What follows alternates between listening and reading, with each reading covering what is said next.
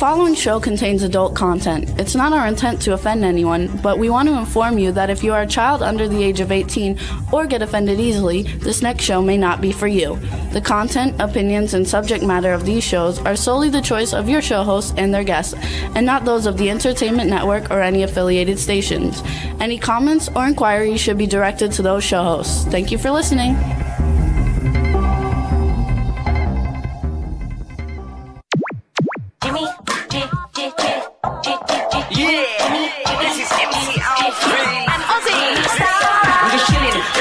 Sitting down and designing, where every man in a thinking, what are we gonna be wearing?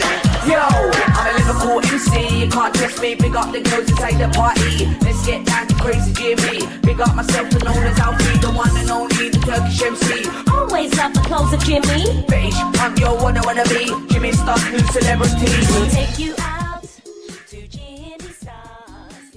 Everybody. Hey ho, what's up, everybody? There's no picture. I put the wrong camera on, so hold on 1 second, everybody. I'm fixing it right now. Let's see. There we go. All right. There's nothing there. Uh-oh. Oh, well, here we go. Another J. No, it should be working fine. Oh, well, let's take it out. Screw it. We'll use the other one. Okay. All right, everybody. Talk, Ron. Talk, Ron. What am I, a fucking marionette? There we go. Okay, well, now let's see how we do. I'm like a puppet. Talk, Ron. Yes. All right, everybody. We're getting ready to go. Here we go. We're going to use the other camera because I forgot to put the camera on. It didn't go. Hey, everybody. Welcome to the Jimmy Star Show with Ron Russell, bringing you the good times in music, fashion, pop culture, and entertainment. We have a great show for you today. It's going to be a lot of fun. We have two great guests, accomplished Lou Martini Jr., who's been on the show before. And then we met a fabulous actress at a 4th of July party. Her name is Jean Mack. And I think it's going to be a lot of fun today, you guys. So before we get started. If I could stay awake, I'm not sleeping. I'm having these weird dreams every night. I don't know what kind of freaking dreams, but they're weird. So we won't. I don't sleep at night. I'm up all night long, in and out, up and down. Then my knee hurts, and I have to get up and walk so my knee doesn't hurt. It's, I'm telling you, getting old is not good. I just turned 39. Yeah. And 39 is a bitch. I think you got to speak up some too, because you're kind of low. What happened? I think you have to speak up a little bit. You're kind of low. I just have a soft voice because, from Brooklyn, I mean, nobody from Brooklyn has a soft voice. They're all loud. But I don't have a loud voice. I've always had a soft voice. I know, but you don't really. Like I normally when you talk, it's not soft. It's like it's when only I talk to you, it's loud because you annoyed the shit out of me. Yeah, right. I mean, I get so annoyed with you, I have to tell you 50 times something because you don't get it. Anyway, what's up, everybody? We have a great show. Jeff Caperton's in the chat room. Hey, Jeff. Hi, Jeff. Stefan is in the chat room. Cindy Ladylake, thanks for all the promo stuff. While I got everybody's attention too, Stefan and I have been revamping Jimmy Star's World, so please check it out, jimmystarsworld.com. And before we get started, let's go and introduce my cool, outrageous man about town co-host, Mr. Ron Russell, because I didn't do that. Oh, you're so cute. Oh, please leave me alone. I am tired. I don't want to do this show today. Except I love John. She's so sweet. And I'm doing this show only for her.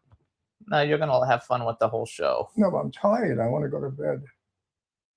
That's I'm okay. Cranky. I'm tired. I'm an old. Get over it. The show must go on. We want to thank everybody for tuning in. Last week's show kicked ass with all our AI stuff.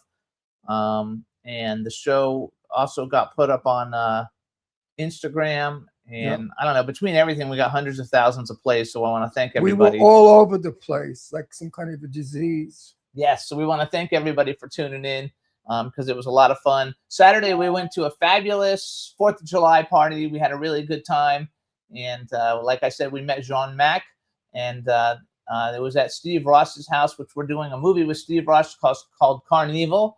And also MMA, like, I don't know what you call her, actually. Like, I don't know. She's like the female Bruce Lee. Cynthia Rothrock was there. And we were she beats she's been on our show. So I said to her, how much would you charge me to beat Jimmy up? And she could too. And she's super nice. She's super pretty. So she said, $50, I'll beat the shit out of Yeah. him. I said, okay, $50, you got a deal. She has a whole bunch of fun movies, you guys. I've seen most of them. And then we also had Robert Lasardo, who's a good friend of ours. He's been on the show twice. And he was there, and we met a bunch of nice new people along with our host, Steve Ross. And so it was a good time. And it was just nice to, get out, and it wasn't so overly hot like it is right now. Yesterday it was 115 degrees here. 116 degrees here. It was terrible. And they were bitching in New York because it was 100. Oh, they were fainting and they were doing all kinds of things like, go hide in the drugstore where it's cool and don't walk in the streets of Manhattan. I mean, it's nonsense. We live with 125. I think they have worse humidity than us, though, right? Yeah, the humidity is bad. I find in a way the humidity is better because when we're 125, we dry up. And that's not good for your skin because you get wrinkles, cracks. Ever see the Palm Springs people that go in the sun? They look like an earthquake. Their faces are all chopped up and they're disgusting looking. And they think they're beautiful with those dark, they're brown as a berry and cracked. And all you see are their caps, their teeth, their fake teeth, white. I mean, really. Nice to stay indoors and stay cool. And don't destroy your skin. I never went in the sun. I never had to because I'm Italian. Okay, they say we have to fix your mic because it sounds muffled because it's going into your chest and not up here. It needs to go up. Maybe you just hold it in your hand otherwise and talking to it. I can't hold anything. I'm exhausted. Okay, well, you have to get it so it sticks up. These mics stink, I think. No, they're really good. Everybody else holds them in their hands, though, because I've been watching other people's shows. They have the same mics, but they hold them in their hands instead of putting them on them. I can't hold them in my hands. It's exhausting. Anyway. 2 hours of holding a mic. What am I? I don't know, A but mic we want to be stand? able to hear you because as it is, you talk low and then you're muffled, so we don't want you to be muffled. I have a very low voice. There Now, you can go. you hear me? Is that better, Juan? Can you guys hear that? I hope so. Hey, Halbrenos just joined us too, so hope everything is going good. Yeah, he said that's much better. Oh, but I have to hold the friggin' thing. That's ridiculous. Well, you don't have to, but you just got to put it. If you put it on the outside of your shirt, it'll stay up better than on the inside, and then you can do it. But I don't want to do all this like on the air. So if you want me to help you do it, I can help you while we're talking. So you guys, we have two great guests today. It should be a lot of fun. Lou Martini Jr. has been on the show before. He's a super talented guy. You guys have seen him a lot lately because he plays an attorney on Law and Order SVU, and he's super talented. So I think it's going to be a lot of fun. He's a working actor, which is something we don't know. Nobody we know works. This guy works all the time. Absolutely. So we want to thank everybody for tuning in every week. You can hear us on Libsyn, Apple Podcasts, iHeartRadio, SoundCloud, iTunes, Spotify, Amazon Music, Google Podcasts, and YouTube. And before we bring on our first guest, we're going to play the Legend of Bunnyman music video real quick because I want to keep it out there since we're hopefully going into production next month. So check it out. And when we come back, we'll be with our first guest, Lou Martini Jr. But here's the Legend of Bunnyman music video. Enjoy.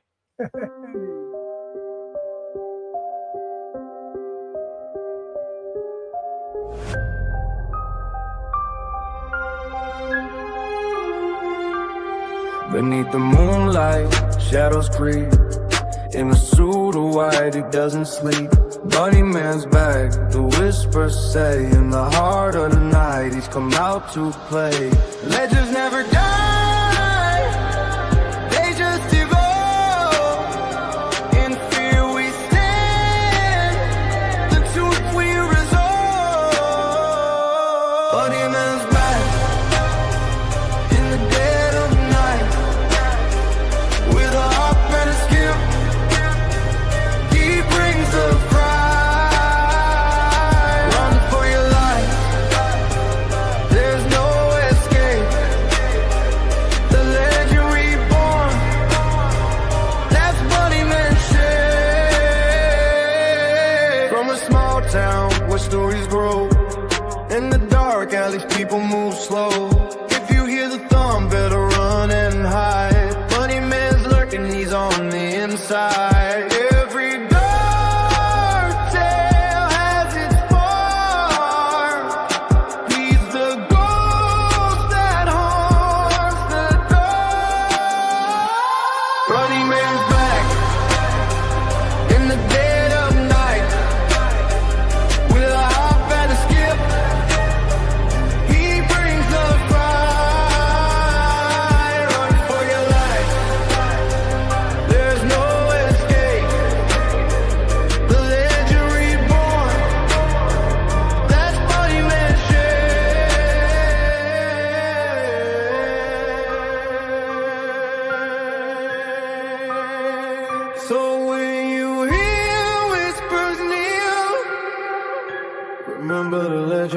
and hold your fear.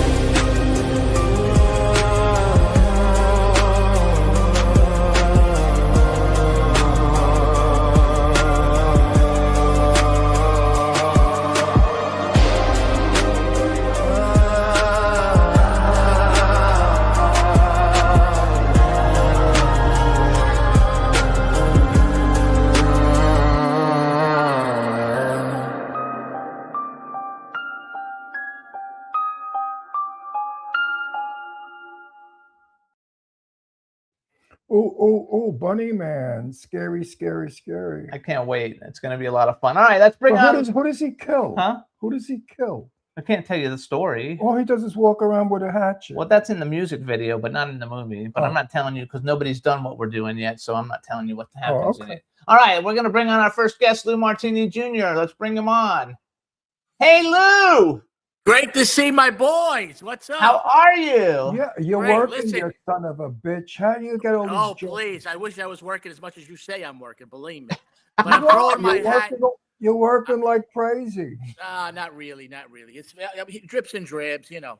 As we get older and grayer and whiter, we work less. You know how that works. No, Hey. no. I work more now that I'm old. Imagine Oh, really? When I was young, nobody wanted me.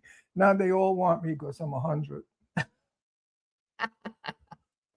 Because there's not too many old bags in the business anymore. And they need, grandfathers, and you're frozen, baby. Oh, what happened, Juan? Take him out and bring him back, Juan. I think we froze. There we go. Technology. Am I back? Yeah, you're back. Okay. I mean, you're working like crazy. Hang on. We got to do an intro. We got to do an intro. All right, wait a I can't hear second. you. You can't hear us? I see you, but I can't hear you. Juan, why would he not hear us, Juan? Look in the chat. Let's see. Turn your volume on. Up. Live television, you guys. We're gonna rock and roll. We had him, and then we lost him, and then we got him, and he couldn't hear us. That's so much fun. How the world goes, but you guys are gonna have fun. Once we get him back, you'll have a good time. I think it's gonna be Good fun. time. Oh, that was a good TV show. Good time. Good Times, I think it was called. Hey, sailor, you want a good time? I used to say that. I believe it. Really, when I was in drag, we used to do those jokes. Hey, sailor, looking for a good time? And then what'd you do? Well, that was just a line. You'd go out on the stage looking like a cheap slut, and you'd say, hey, sailor, looking for a good time? Now I hear you. All right. Hey, Now Taylor, I looking for a see good you. I time? hear you. So I feel going you. back, so you're working like crazy, and that's good. I'm not giving you the evil eye either. I'm telling you, good for you, because the more you work, the more I work. Okay, that sounds good. Listen, I want to throw my hat into the ring for the casting of Bunny Man. Do you have a Bunny Man yet? I want to put the ears on and start chopping at people. I don't have the Bunny Man yet. I had a bunch of all the major horror people who played like different famous people want to be Bunny Man because they know they can go to conventions and sign autographs and make a shitload of money if they're Bunny Man. But we're working on it, and so we'll talk when we're not on the air about it. Okay. First, let me do an actual intro. Hey, everybody, and then we're going to welcome to the Jimmy Star Show with Ron Russell, actor, producer, writer. Now I saw director and talk show host Lou Martini Jr. Hello and welcome to the show. We're trying to do it all. Thanks for the That's intro. right. Hey, you have to do it all nowadays, or you can't like make a living. But I was watching like a Law and Order, Law and Order SVU. I watch it all the time, even the ones I haven't seen. And like I watched it, and like I watched like 8 episodes, and you were on like 3 of them or something. And I was like, I should contact Lou and see if he wants to come back on the show because it's one of my favorite shows, and it's the one. I think it's the longest running show on television. I think they're on season 27 now. I've done 20 episodes in total. 5 episodes is the recurring character of an attorney named Ron Fredo. Yes. And they're really good people. NBC has been great to me, and the cast and crew have been great to me, and the producers and the showrunners. So it's a lot of fun. It's a lot of fun. Then I also saw you've also been on, because I went down your IMDb today. It said you've also been on regular Law and Order Criminal Intent, and then the Law and Order one, Organized Crime. So basically you've done the gamut. You're on all of them. I even did Conviction. That was on, I think, that last 2 seasons. I did a Conviction, which was in the Law and Order universe. Also, I did a guest spot on that. What kind of a role are you playing? an attorney on most of them. Yeah, and well, the last 5 episodes I'd done on SVU were an attorney named Ron Fredo. An interesting backstory on that. When I got the job, my character's name was Ron Parker, right? Very white bread, very, Caucasian. I get to the dressing room, the pier, 23rd Street, and there's a piece of tape on the nameplate, and it says Fredo. So I'm thinking somebody's playing a joke on me, calling me Fredo, because this had happened right when, I don't know if you guys remember, Chris Cuomo had this incident where somebody in a bar came up to him and called him a Fredo, you're a Fredo. And he said, that's a slur against Italian Americans. So I thought somebody was playing a joke on me. So I go up to the director. I'm like, Mike Smith, great director. Mike, who put the sticker on my door, Fredo? He says, no, that's your character's name now. I'm like, what are you talking about? He says, nobody's spoken to you? I says, no. He says, why don't you go downstairs? Because, when you're in the pier on 23rd Street, the offices are there. Everything's there. It's, that's the mothership. So I'm on my way down, and Jonathan Strauss, one of the showrunners, one of the producers, is on his way up to see me. And he says, hey, Lou, we changed your name. NBC wants to know if you'd like to, be what they call in the circuit. And I said, wait, let me think about it. Yes, I'll be in the circuit. I'll be in the circuit as Ron Fredo. So that's how I got the name Ron Fredo on the show. So but you're really good. You play an attorney really, really good. So wait, what name did you wind up with? Ron Fredo. Ron Fredo, like Fredo in The Godfather.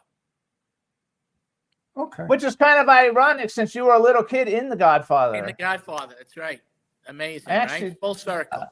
Yeah, so it comes full circle. So I want to give a plug out a little bit for Breaking Balls real quick. So you guys, Lou is a co-host on the Breaking Balls podcast with Johnny Potenza, and he's one of the recurring crew people. It's Lou Martini Jr., Gary Pastor, which, by the way, I invited him on the show and he blew me off. And I got to smack him. I got to smack him for you when I see him. And Conchetta Rose-Rella. And I have to tell you, because I don't watch other people's podcasts. Every once in a while I do, but I actually watch you guys' show. It's very funny. You guys Let me interrupt. Wait. You guys have great camaraderie. I have to interrupt. I have a message for Johnny. He should be so lucky to come on our show. No, not Johnny. Johnny comes on the show all the Oh, time. who are we talking about?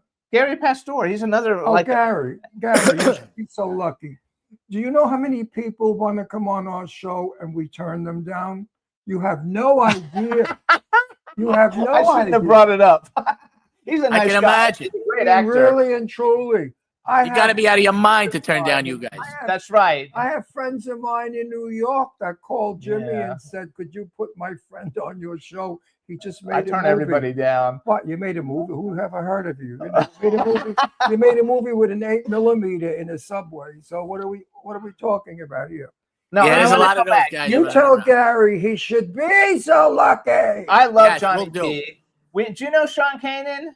Yes, absolutely. Great guy. Okay, wonderful so guy. Sean and Michelle, they've been friends of ours for like 20 years. We love him too. And that's how we met Johnny P in the first place. Right. Okay. Now he goes by Johnny Potenza, though, right? He doesn't do Johnny P anymore. Now he does his own name. Potenza. Don't get me started with Johnny. Okay. He changes every day. But you guys' podcast, I'm giving you total props. You guys, the show is really good. It's called Breaking Balls. It's the Breaking Balls podcast. And here's what I found funny. So I threw it into Google, right?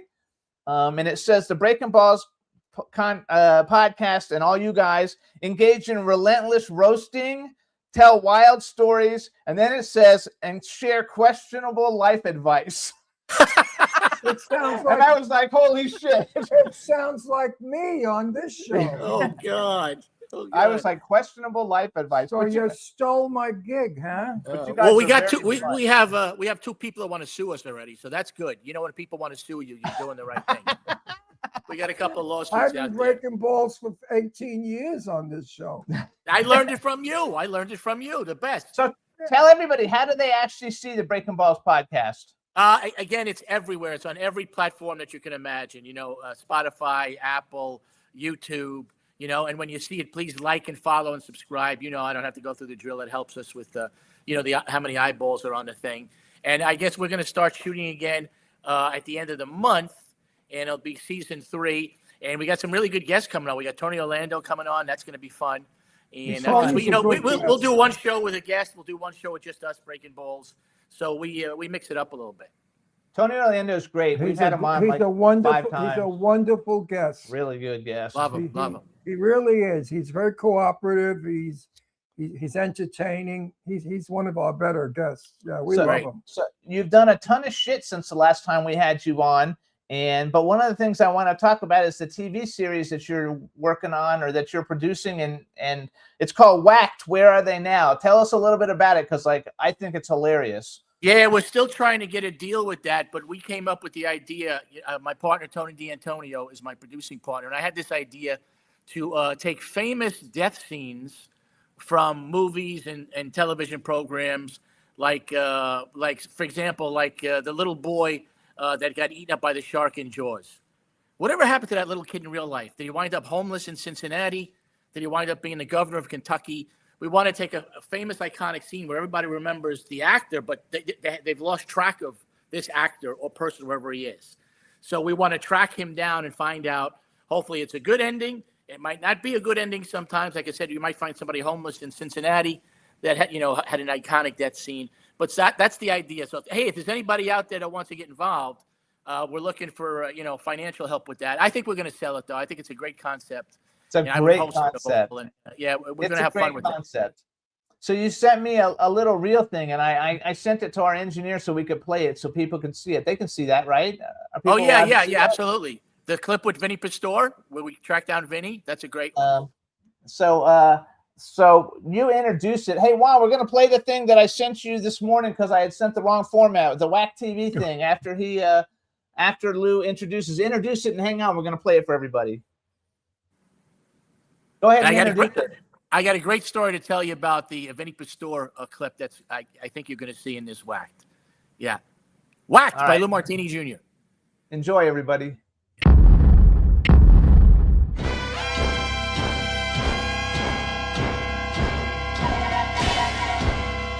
Hey, everybody. I'm Lou Martini Jr., and welcome to Whacked. Where Are They Now? I myself have been whacked from some television programs and films. Put that down. It's not funny. Why are you doing it? Just do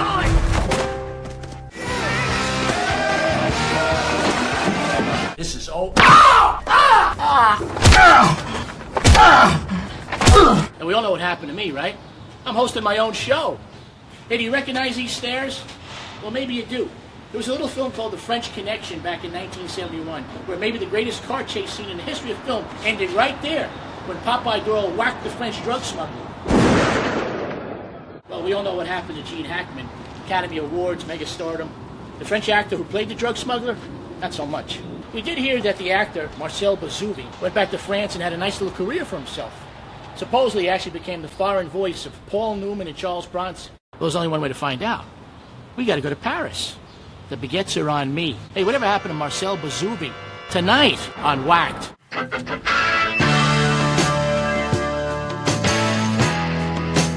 The boardwalk, Coney Island, Brooklyn, USA.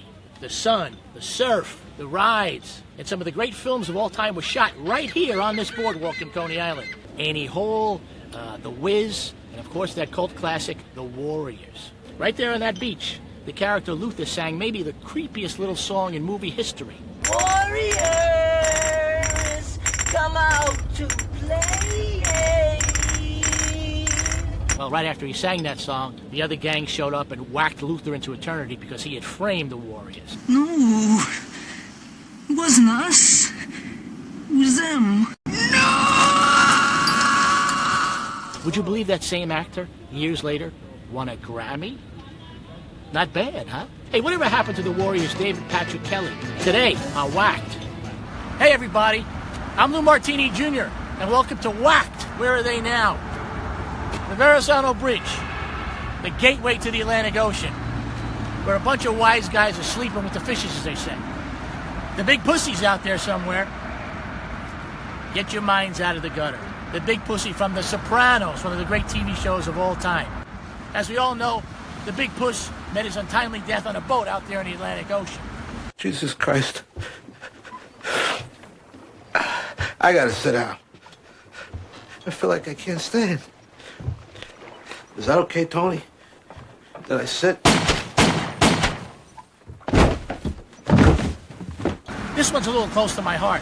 as I was on the last season of The Sopranos myself. So it'd be great to find my old castmate, Vincent Pastore. Hey, Vinny, where the hell are you? So we got a tip that Vincent Pastore himself, the big pussy, may be playing this casino tonight, ladies and gentlemen. That's the tip, that he's playing here tonight at Resorts Casino in Queens, New York.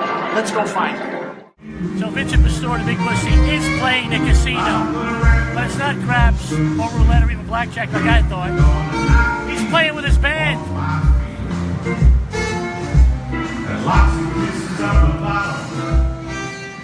An iconic character, Vincent, an iconic death scene on the boat, and an iconic show. Where have you been since that classic TV moment? Well, that's been like 20 years ago. Is it 20 years since that? I've been a lot of places. That was season 1, right? Season 1, season 2, I got whacked. At the end of season 2, you got whacked. So that's Right. 2000. Right. I've been in a lot of places. I've been up and down, all around, here and there. Big Pussy was in Chicago, the play. Oh, so you went to Broadway. I went to Broadway. You went to I Broadway? did Bullets Over Broadway. I did Chicago. Tell me about this band thing. You got a whole band. I have now. musicians that have been playing with me since 1980 at the Crazy Horse Cafe Mirror Show. That's who's going to be on stage with me tonight. You know what's funny? You were singing to the FBI and the Sopranos, but now you're singing on stage with a live. Did you write this stuff yourself? Yes, I do. Vincent Pastore. I'm alive. The big pussy. He's alive I'm and well. doing I'm at well. resorts. At resorts, doing Broadway. Doing Broadway. Traveling with your off band. Broadway. Vincent, a pleasure as always. Thank you for taking the time out. What's your name? Lou Martini. I seen you on The Sopranos. I was in season 6. But I wasn't with you because I was dead already. I freaking love it. I actually met Vincent Pastore at a strip club one time. Of course you did. In Florida, and we were with. I had a manager at one time. It's the only time I ever had a manager, and her cousin was Stephen Van Zandt, and so we got to hang out with all of them at a strip club. It was fun. I got to tell you about that clip. So I know Vinny for many years. Obviously, we go way back, way before Sopranos and stuff. So when Vinny agreed to help us out with this sizzle, I said, Vinny, okay, so I'm going to interview like, of course, I don't know you. We have not met. I don't know you. We just found you. That's the idea. Yeah, I got it. So we start the interview, and I think the first question I asked is, "Oh, where you been? What have you been up to?" And he's like, "Louis, you know what I'm doing. I was doing. You know me. You know what I'm doing. Cut. It's like, no, Vinny, you don't know me. You don't know me.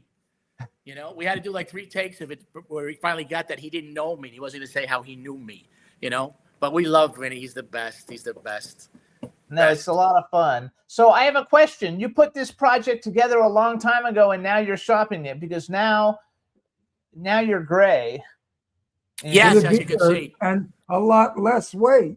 And a lot less weight. I actually think you look way better like this. As an older person, you look great. You look very Thank you. Before I was you dyeing looked my like hair a for fat guy years. from Brooklyn. I know. I was dyeing my hair for years. My wife said, "You look like one of those guys at the OTB with the orange hair. Let your gray grow in." So I let the gray grow in. No, you look like an old queen if you dye your hair. Oh, that's a compliment. That's a compliment. Well, I don't think that's a compliment. No, you look good now. This is Oh, you terrific. said now I look like an old queen. Oh, okay, no. No. No. If you dye, listen. When you're old, if you dye Yes. your hair black, you'll look like an old queen. Yes. The old queens here in Palm Springs that are trying to look young to get the young kids. Yeah. I lost 28 pounds. That's good. Oh, good for you. Yeah, so I'm trying to do that. Trying to be a little healthier. So yeah, now, I are just you turned- on the just shot, turned or are you on the shot, or are you exercising? both Ozempic and watching what I'm eating and exercising and stuff. And yeah, Good for you. That's a lot of weight, 28 pounds. Yeah, 28 pounds. We're going to be skinny. We're going to have a skinny world now. I love it. Because of all these shots, everybody I know is on them. They're all getting skinny. They're losing 50 pounds, 30 pounds. But it's not agreeing with everybody. You see some of these pictures of some of these celebrities, and they're looking like they're so gaunt in the face and stuff. And it's like, wait a second. I think, how many shots a day are you taking? I don't Some know if that's people. working. I don't want to mention, but so certain rock star's daughter, I thought she looked like she was about to die. She's so skinny. Wow. So it was just terrible. People worried that so. she was dying. People said, "Is she dying?" Yeah. The trick to good health is to stay the same weight since you're 18 or 19. And I've only gained 10 pounds either way. So I've kept my weight the the same all my life, and that's why I'm here, 86 years old. That's If fantastic. if I ate and got fat, I wouldn't be here. Right. I don't know. Right. I'm like 20. Trust me, I mean that. I'm 30 pounds. I'm like 35 pounds lighter than when I met you. Overweight is suicide. People don't believe me when I tell them this. True. All the fat people I knew in my life are dead. Yeah. But the skinny ones, my friend Perry Winkler, she's 105 in August. All she ate her whole life was salmon at dinner. In the morning, she had yogurt and black coffee and a banana. That was all her life, and she's 105. Now, She looks good. she doesn't take a pill for anything. There's nothing wrong with her. Imagine 105. So it pays to be thin and eat less. We don't Yeah. have to eat so much food. Yeah. And everything here is processed too. That's the deal too. Yeah, that's a big You know, problem. but being Italian, it's impossible. Especially when I go back to Brooklyn and I see all my Brooklyn friends, and they all say, "Oh, it's a new place. You gotta go." Blah, blah, blah.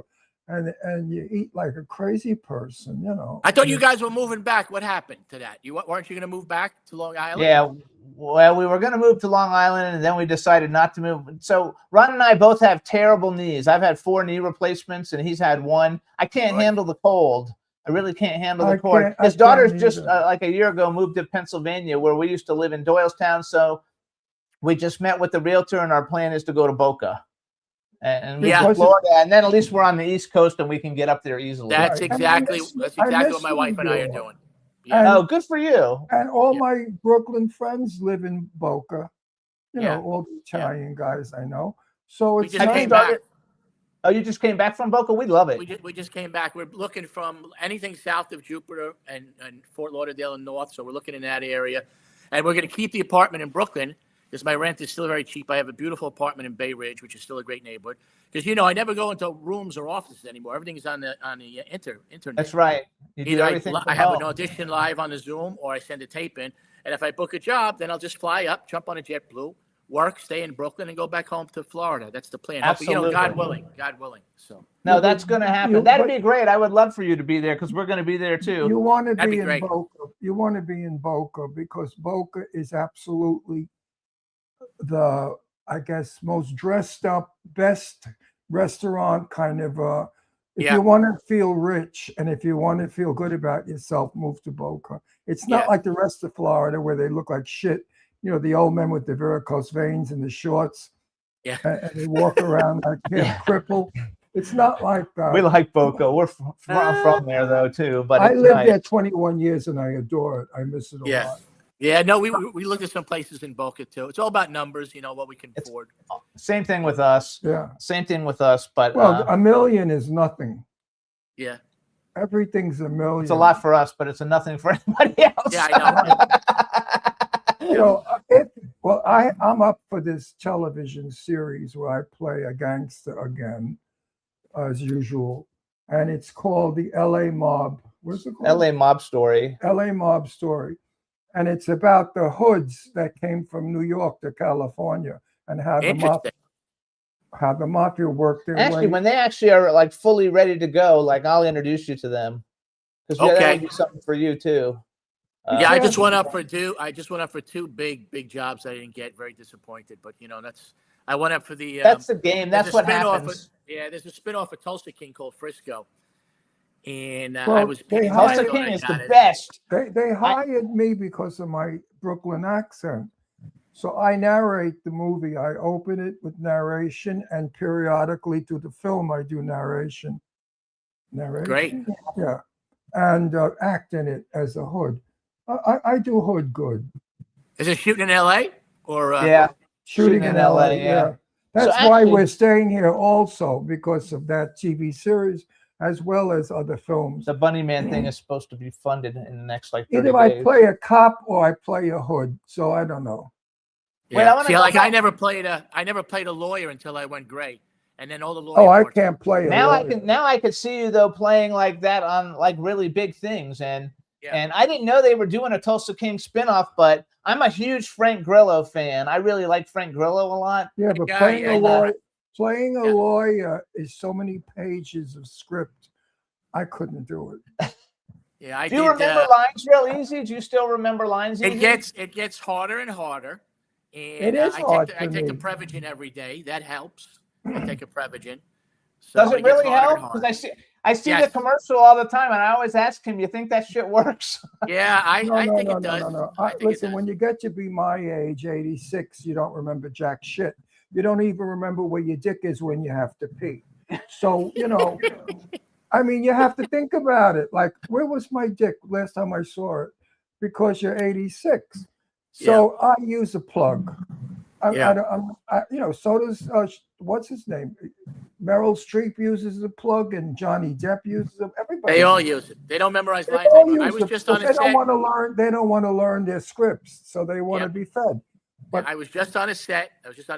Big budget movie. Had a couple little scenes, and the leads did not have their lines memorized. Isn't that terrible? But it's That's what you feel. wonderful because I'm old, right? And I go on the set and all the young people look at me thinking, that old fuck, he can't remember a line. He gets all his lines. And then I sit there and I deliver every line and I look at them because they're fucking up. They're going, and they're losing line. They're yelling line. And Yeah. I've already finished. He knows his lines. I have to give him the first couple words of the line, and then he usually gets the line. Yeah, Right. I just have to. Yeah, that's what's going to happen with even you. You know everything. You just don't know where to put it. Yeah. I That's love why it. I love rehearsal. I love say rehearsal. to I learn my I say stuff to in Jimmy rehearsal. all the time. You know what? We do indie films, so in indie films they don't give you rehearsals, so we don't get to rehearse anything. You're, No. you're in bigger things. You get to actually rehearse like a No. normal person. But I do rehearse in my dressing room. I rehearse by myself in the mirror. But I mean, I don't really rehearse lines. I rehearse emotion. I'm from the olden days, from the 1940s. Okay, so we were taught to use, stuff. And that's what I do. I go in the mirror and I say, this line should be delivered with this emotion. And it's real. It's really natural. I want to go back You're to breaking it wax. down. But Yeah. a lot of actors just stand there and read lines. I want to smack them. Well, there's a lot of actors out there that really shouldn't be actors. So let's. You're right. They call it what it is. shouldn't. They should pay, be plumbers pay for or play. carpenters. Yeah. Pay for play. Yeah, but they're working. They're working. They're working, but well, if Go they're figure. paying Yeah, to but work, They're that's working different. and ruining the movie. I've been with a couple of beauties that I wanted to beat the shit out of on the set because they were so stupid. They ruined my lines. Yeah. You look like you're Ron's- overacting. He's been in a couple of films that were crowdfunded to raise the money, so the good actors get paid. He gets paid, I but then always get they give all the other actor roles. So you'll see a movie and there'll be like 100 actors that paid to be in the movie, so they all get a line that doesn't make any fucking sense to be in the movie in the first place. But because they paid, they got to make sure that people get to say something. Yeah. And it ruins the movie But- because but otherwise Lou, the movie Lou, could be really Lou. good. You're like me. We're heavy actors. We're heavy duty actors. I'm tough in it. When I'm on the screen, I'm very tough and frightening. And if the guy I'm working with is weak, I look like I'm overacting. True. Gotta be spun, but they don't know how because they're not actors. Yeah. We work. Unfortunately, like I said, we work with that a lot now. We work with that a lot. A lot. People pay Well, to my get their friend roles, Sarah French, you know Sarah French? No, he's not going to know her. Not off the top of my head. Big scream queen. She's very famous and she won't work with them. She said flat out, no, she worked with them in the movie and it was a nightmare for her. She said, I will not work with them. So a lot of actors, professional, Or rebelling. I'm in the business 64 years. Come on. And other actors I work with, like you, how many years you in the biz? I got my first pay stub from 1964, so add that up. I So don't know how to 36, That's, 46, 50, 60 62 years. So you're like me. You're Yeah. a vintage. You're vintage. Yeah. Your first thing was with Mary Tyler Moore, I think I read, wasn't it? My first speaking part was with Mary Tyler Moore and George Papard in a movie called What's So Bad About Feeling Good.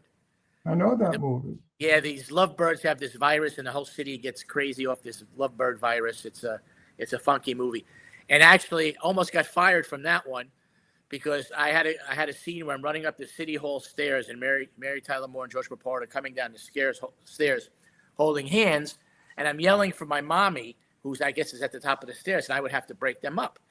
And we literally did, I don't know how many takes. It had to be over 20 takes. And finally, my father came on set and said, listen, if George Papard doesn't know how to hold her hand, my kid is not running up those stairs again. That's enough. That was my dad. And my dad got into it. And I think they did maybe, one more take and they got it. And I didn't get fired. Good for him. Good for him. Yeah, no, my dad was great. He stood up for me on many sets because he was a known character. I started the business. You're going to hear this one is the best. My first movie, guess who was with? Tab Hunter and Sophia Loren. Wow. How do you open up a career like that? And then it goes downhill. Wow, it's all downhill. Then it goes downhill. Then it goes downhill and you wind up with some shit ass paper freak after working with stars like that. That Tab that Hunter was that- documentary was very good on HBO a couple of years ago. Did you see that? Yeah, Ron and Tab were friends. They remained a Oh, yeah. friendship for like years. I remain friends with They did a Tab good job with that. Matter of fact, we saw Tab Hunter right before he Tab died. Hunter was, oh my God, he was the best human being I ever met. He was kind and caring and honest and real. Real. He loved his horses and his friends. I miss Tab all the time. He's one of the people I really miss. A lot of people died and I don't give a shit. But Tab Hunter, I really miss. Which I want to go back. All right, now we're going to go back to wax for a minute. So first of all, I think it's a great freaking concept. I also think it'll be way better with you with the gray hair doing it. So true. I like this look. Yeah, You because look this is a very distinguished look. Like you look like really Thank important you. person. I could see Thank you. you. I could see you in The Man in the Sea. Okay. That is. Okay. That's a very famous script, The Man in the Oh, Sea. okay.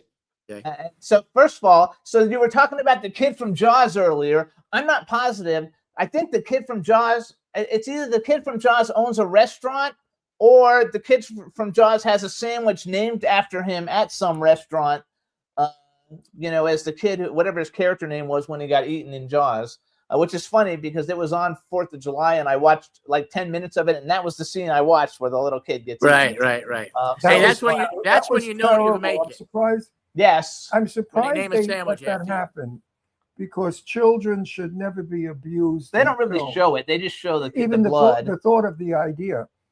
I know my parents. Well, would it was controversial at the time. Of course it was because it was child abuse. Yeah. You know, we just like if I see a movie and they shoot a dog, Oh yeah, we don't like that. I Yeah, write no. the movie. When I And rape critique it, scenes. I won't watch a rape scene either. I don't If like a rape scenes, and comes I on, I turn it off. I will not. and I don't watch a like the I dog. don't mind rape scene if it's like Sophia Loren raping me. that I would watch. That I would pay to see. I'd shoot that film over and over. Say, "Oh, I'm sorry, I screwed up. Let's do it again." Anyway, anybody who And I would likes pause the the wax, climax. I would pause the climax. I would pause it on the climax. yeah, there you go. If you guys liked Whacked, Where Are They Now? Contact me because I think that's a series that should totally get made. I think it's a genius idea. Yes, please contact Jimmy because And, Jimmy's involved with all my stuff. Yes. And Actually, you have a good Brooklyn accent, but it's not as old as mine. My Brooklyn accent is from Red Hook. Red Hook were all Italians that came from Italy and couldn't speak English. Right. And that's how we kids learn to speak English incorrectly because of our parents and grandparents. Right. So right. I really have it. I mean, I cover it up now a little bit, but you want to hear me really talk Brooklyn, you won't know what the fuck I'm talking about. No, So you guys- example, when we first met, Ron, I thought you were from Palm Springs because you Get have outta that here. Springs vibe. That's but. And You then you thought I started was from talking. I Palm said, "No, he's a Springs. Brooklyn guy." now, as soon as Yeah. you talked, he knew you weren't. But it's the Yeah. it's the Yeah. colors. Yeah. So You know, let's brag. it's, Hang on. it's easy to speak the way I speak. Like, you say, like, I says to her. And then people don't know what says to her means. I says to her, "Hey, Marie, get in the fucking car." I Hey. says to her, ask me about Ask it. me I a says question. to her, ask me. He said, "Get in the fucking car." I did that in a movie. I did that with Miss Pennsylvania. I was arresting her, and she wouldn't get in the car. I said, "Get in the car," and she wouldn't get in the car. I said, "Get in the car." We went back and forth. It was wonderful. They ad libbed the whole thing, and it was the best thing It in was the movie. wonderful. It was the best part of the fucking movie. So you guys, to brag a little bit for Lou Martini, some of the other things that you've seen him in, besides all the movie work and stuff he's done. Blue Blood. This is a TV shows, you guys. Blue Bloods, FBI Most Wanted, Manifest. He was in a bunch of episodes. That was a great show, actually. Hunters was a great show. The Blacklist, The Marvelous Miss Maisel. We loved that show. Loved it. I wish it would have come back and I not wish gone it away. Me too. Me The too. It Deuce. really was good. It was good writing for a change. The Deuce, Sneaky Pete, Vinyl, Orange is the New Black. You were in Maisel? Yeah, I did a guest spot. What did you play? He just I had a played guest a spot. manager up in Pennsylvania that she was coming up to do a gig, and my roof collapsed, so they couldn't do the gig. So I sent them home. The funny scene. Orange is the New Black, Nurse Jackie, White Collar, Law and Order, Criminal Intent, The Americans, Law and Order, and Severance. And they're all big shows. He has other ones too, you guys. I just picked out the ones I know everybody What's knows. she like working with, Jane Mansfield's daughter? Oh, Mariska she's wonderful. Mariska's great. Mariska's great. Love her. Great. And, she's a showrunner now, too. She's a boss now, too. So, yeah, she runs things. She's great. Of course, That whole set is great. Her mother was very nice. Jane Mansfield was a very, very sensitive woman and very nice. My Did father you see that worked. documentary? Did you see the one? that Yes, Mariska we did? watched the documentary. Yes, Yeah. Brilliant. Again, brilliantly done. we actually. I was in Las Vegas. I don't know when it was, and she was there, and she was gambling, and she was later speaking with everybody, and she knew how to make people love her. Yeah, and it's amazing how the documentary comes full circle where Mariska pretty much kind of disregarded her mom and just thought she was playing a dumb blonde thing and had not a lot of respect for her own mom. She wasn't. But after stupid. researching and finding out who her mom really was, the connection at the end was a beautiful thing. I thought it was really well done. You just unplugged your light. Oh, I did. Yeah. Okay. But Jane So- Mansfield and Mamie Van Doren, it's funny because I know Mamie. And I was sitting on the steps of a theater with Mamie while people were performing. We were waiting. And I brought up Jane Mansfield, and Mamie got all wild. And she said, there's only 2 M's in the business, Monroe and Mamie. I said, I thought there was 3, Monroe, Mamie, and Mansfield. She got up and she said, oh, Ron, you're stupid. She really got pissed off with me. When my dad worked for Delta Airlines, and when Mariska Hargitay was a baby, born baby, they were on the plane, and Jane Mansfield was having trouble changing the diaper, and my mom was sitting next to her, and so my mom changed the diaper for her and showed her how to change the diaper. So you see what a small world it is. Wow. She should have kept the old diaper. She should have kept the diaper. yeah, Right. because she's It'd so be worth famous, a lot but of money. she's fabulous. Mariska's first diaper. I love it, so I think it's really cool. But the funny thing is, she inherited her mother's boobs. She's Yeah, got she's a big beautiful knockers woman. like her She's a mother. beautiful woman.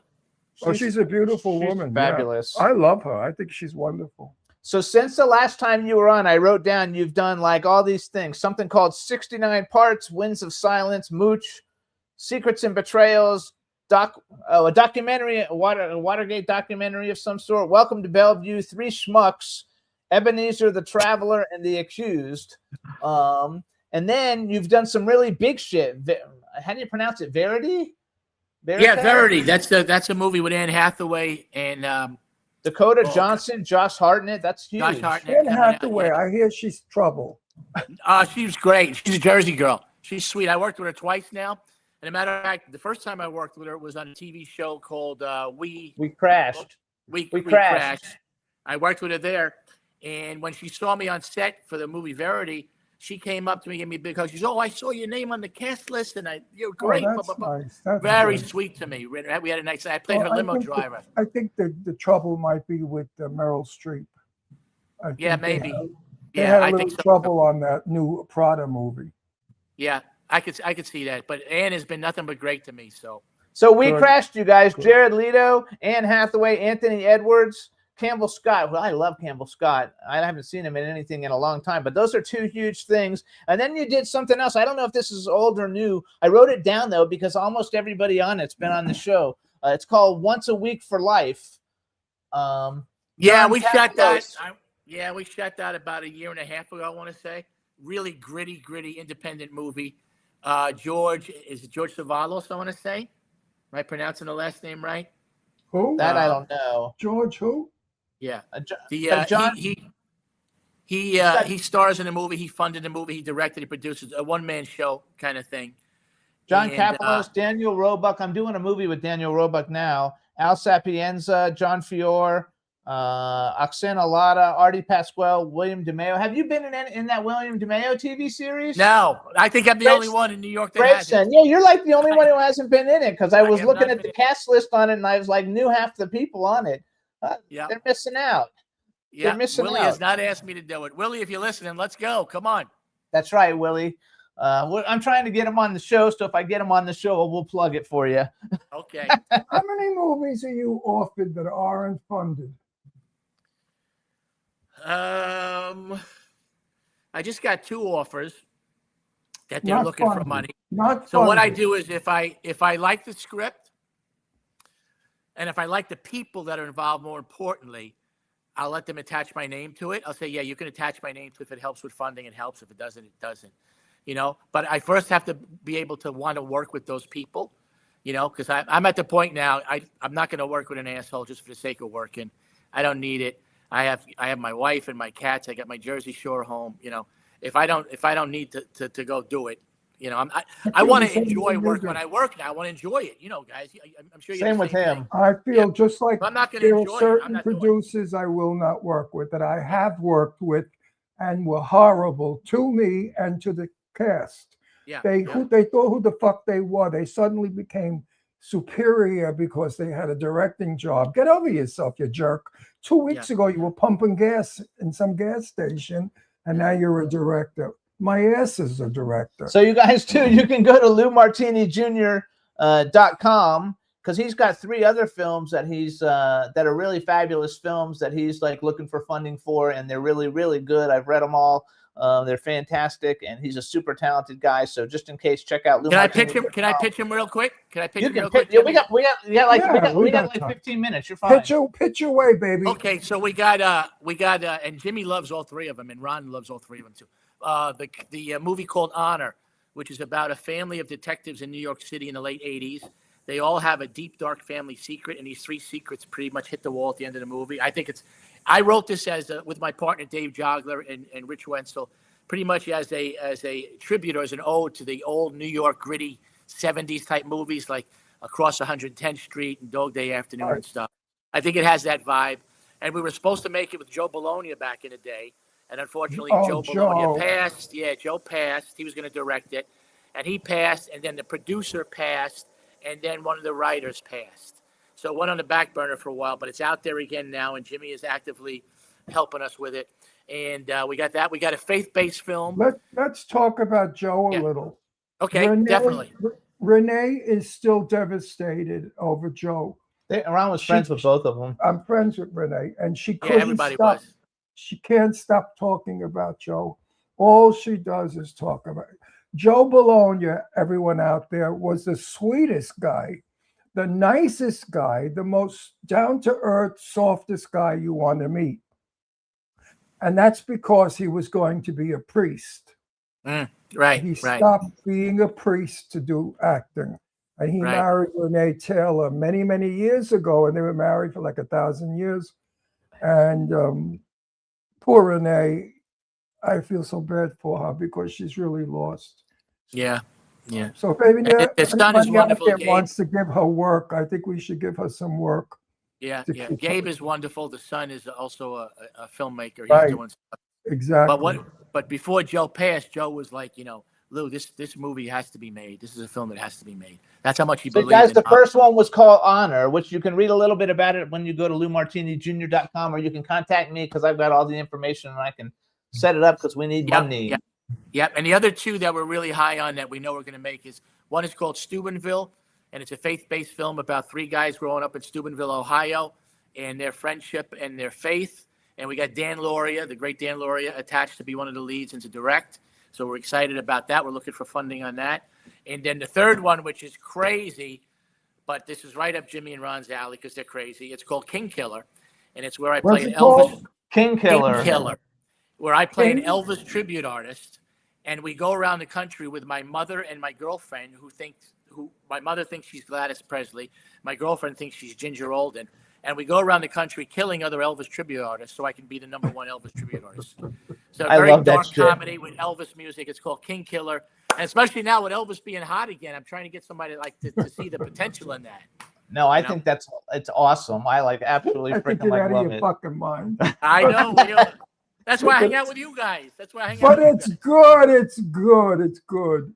That's It's the good three. stuff. That's the three we're working on. And once we make the You first gotta one, we're have gonna make balls the in the business. Yes. Yes. If you don't have balls, you're not going to make it in this That's business. right. for That's sure. right. That's right. And I think new thinking is wonderful. I keep telling Jimmy, or Jimmy keeps telling me, there's only what, 52 stories? There's like 36 storylines There's or only something. 36 storylines that you could write about. Otherwise, you're repeating and repeating and repeating. So whenever somebody comes with a new idea, I'm so for it. I say, oh, Yeah. thank God, something new. Yeah. Yeah. Yeah. And that yeah. sounds like You guys it's that never like been done. his Oh, it's crazy. Lou It's Martini, crazy. you guys, is a super talented guy. His producing partner, she's amazing. They're really Tony really D'Antonio, the great talented. Tony D'Antonio. Yeah, Tony D'Antonio. So they're very Who? cool. Tony, it's his producing partner, Tony D'Antonio. Who's that? His producing partner. How many times do I have to say it's his producing partner? You know what? You ever get punched in the fucking face on television? Anyway, she's fabulous, you guys, and they have really good stuff, and you can check out LouMartiniJr.com. So let's ask you this. You've already worked with so many different cool people and done so many cool things. And we didn't really touch on the fact, that you're in the last season of The Sopranos, and that's considered to be one of the best TV series of like my generation, actually. Hold it. But doesn't that make you a hood forever? No, you know why? Also, because if you remember, you might remember, you might not. I didn't play a hood on The Sopranos. You didn't My play a hood? character on The Sopranos, I was an optometrist, and I just So what happened is to it? be. He was an optometrist. He like I passed happen to stuff be- back and forth between the guy in prison or something. I was Johnny Sack's brother-in-law. And when Johnny was in the hospital at the end of the season or in prison beforehand, I did 5 episodes where I was the go-between between James Gandolfini, Tony Soprano, and Johnny Sack. And so I was basically this layman caught in the middle of 2 big mob bosses, So it was not a hood part. It was very, very fun. Anthony Infante. But it's As very a matter of hard. fact, one of the It's scenes. very hard to get out of character. I'm in a movie with a wonderful script. I can't wait till we shoot it.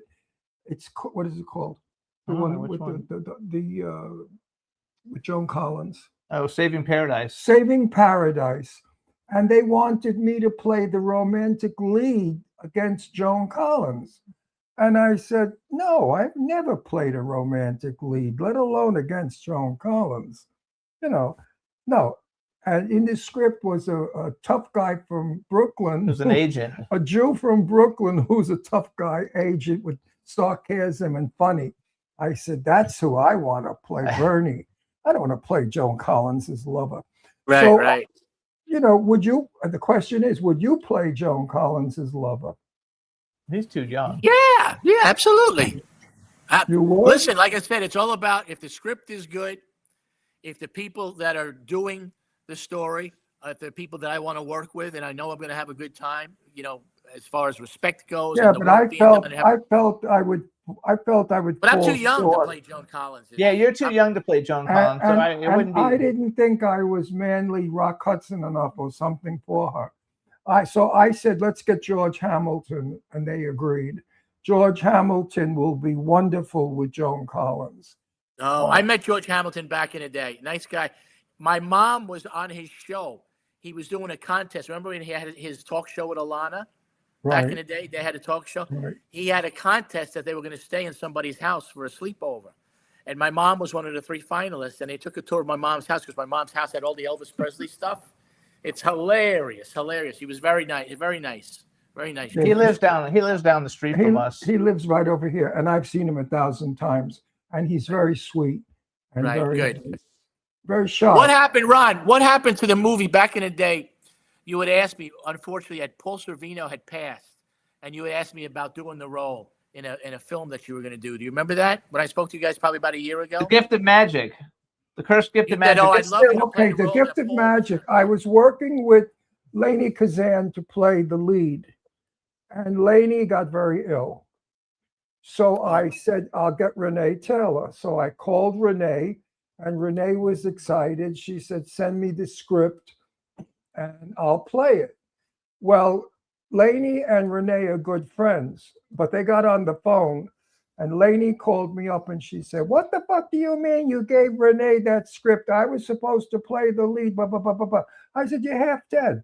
She said, no, I'm not. Blah, blah, blah, blah, blah, blah, blah, blah, blah. He does talk like that. Yeah. Well, what am I going to tell her?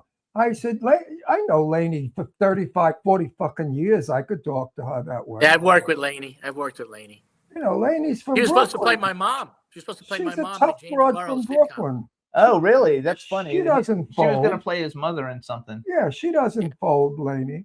So anyway, Renee and Lainey both dropped me because they decided that they weren't going to be in the movie because of their friendship or something. I don't know what it is. It's still not dead. It's not dead, but we're having trouble financing. Let's put it that way. I had trouble financing only because it's pro-Judaism and it makes the woman a Jewish hero. And right now, it's not like the best that's time. not the thing to do because people don't like Jews. They want to kill them all. So it's not the thing to do. It won't go. It'll go in Jewish neighborhoods, but the rest of the world It'll go later. We just have to wait for the world to change a little. Yeah. So it's Yeah, hopefully it passes. The craziness passes. We hope. We hope. We definitely hope. So here's something I want to ask. Since you've worked with everybody, and I probably asked you this last time you were on too, but maybe you'll even have a different answer. So, male and female bucket list, living or dead. Who's an actor and an actress that you'd like to work with, living or dead, that you haven't had an opportunity to work with? And then, if you could have ever been in any movie ever made, and you can't pick The Godfather because you were in it, what movie would you like to have been in? Okay, it's both a difficult question and an easy question. Bucket list. Actor to work with. I'll give you living first would be Christian Bale. Oh, that's good actor. Good amazing. actor. I think he can do anything. The guy can do anything. And I'm a big Robert Mitchum guy. And I think, Ron, you said, did you know Robert Mitchum, right? No, he was best friends with Robert Jane Mitchum. Russell, but he didn't know Robert Mitchum. Robert No, Mitchum I is never my met guy. Bob. But I know all about him from Jane. Jane spoke of him. I'm a always. big Robert Mitchum fan too, though. She was great friends with him, and she was proud to say to me, you know, Ron, I drank Mitch under the table every time. Wow. That would be my guys. My girls, I had a huge crush when I was a little younger on Esther Williams. I would have loved to have done an Esther Williams. I knew Esther Williams, didn't Of course you? I know Yeah, her. he knew Esther Williams. Yes, You know, I knew Esther her. Williams. This is crazy, but you asked. So She was supposed to come on my show, Set the Record Straight, and we had a little difficulty with. I won't go into that, but anyway, We only have a couple minutes, so you got to there was go. a little difficulty, so we had to cancel her. But Jane said to Esther, "So how come you're not doing Ron's show?" So she said, "Well, what's his show like?" Jane said, "He's crazy. He asks crazy questions." So Esther got scared. She said, "What kind of question? He's not going to talk about my private life." She said, "Oh, yes, he will. Oh, yes, he will." wow. So And then Esther's husband actress called today? me. Oh, yeah, go Okay. ahead. After today. So actress today who supposedly is going to take a look at King Killer in August. We're hoping. A friend of mine says he's going to pass it along to her. Melissa Leo. She would be a phenomenal lead in King Killer for the Gladys Presley type. She No, did that's she a win good an one. Academy Award or was just nominated? I know think she's she was been just nominated. I don't think she won. I think she got nominated.